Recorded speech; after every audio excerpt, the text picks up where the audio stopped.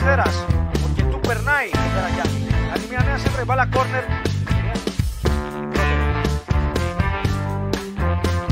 Ένα φάουλ τώρα που χρεώνεται ο Σούρας.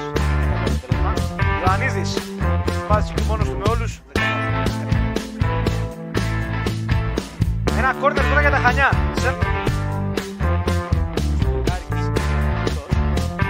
Με τα λάθη, τον μπάλα που μακρύνεται. Λόβοβιτς.